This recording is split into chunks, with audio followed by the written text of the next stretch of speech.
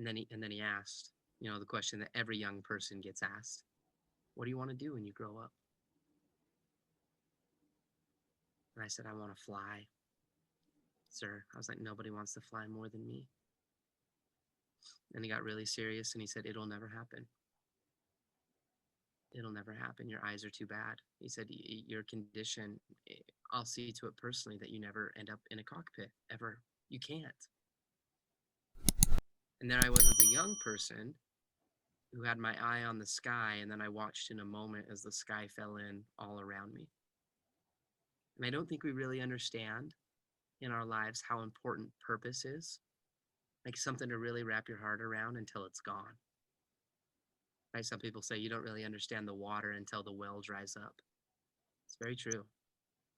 And I went from having no direction and not knowing what to do. When I looked at my future, all I saw was black, all darkness, to how do I figure out how to live a life by design? How do I figure out how to live a life worth living?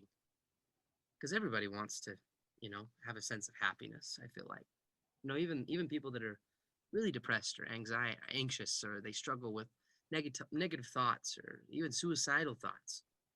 Everybody still wants to feel happy, right? Nobody wants to be sick with the flu all the time. Like who is that? Who does that? Nobody feels that way. We all want to feel good. We all want to have a sense of purpose.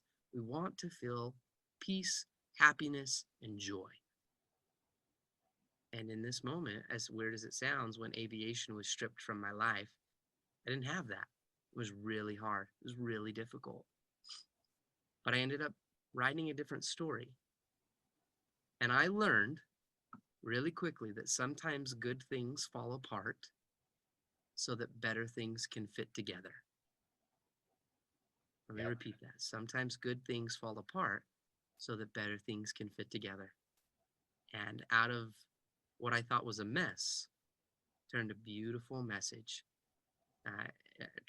a beautiful message that helped me write a better story, which I'm grateful for.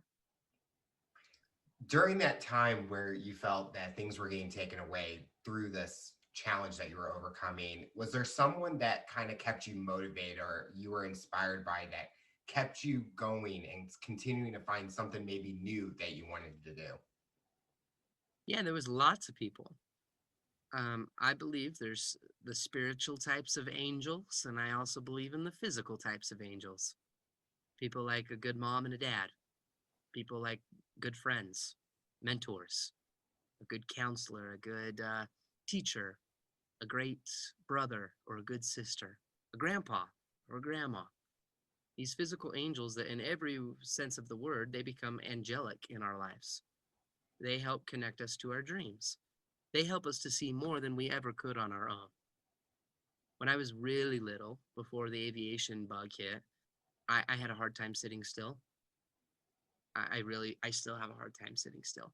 Like my right hand would just move like uncontrollably. I would just tap and tap and tap and tap.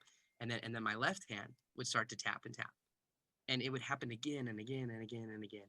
And obviously everybody in the room is like, do it one more time and I'm gonna rip your head off. Right? Like it gets annoying. And I got called the twitcher. A lot of the kids called me the tapper. And even the teachers were frustrated. But I had one teacher, Alex, and his name was Mr. Jensen. And he looked at me when I was tapping in class, and he said, young man in the back. He said, yeah, you. He said, I want to see you after class. We're going to have a conversation.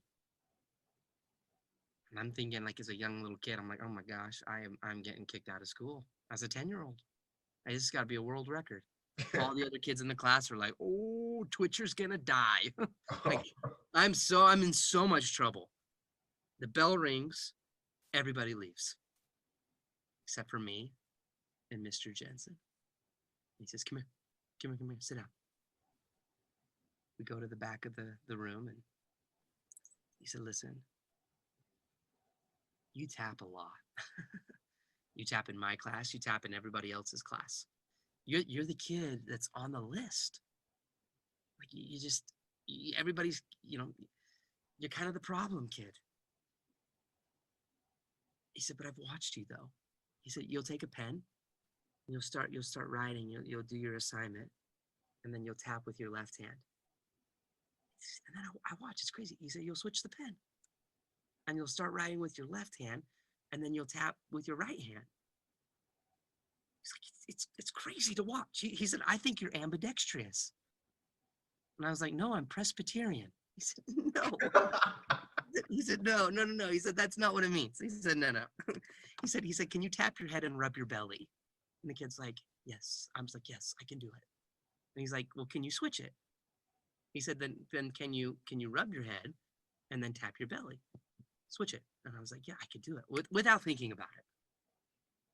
And he leaned back in his chair and he said, I don't think you're a problem. I just think you're a drummer.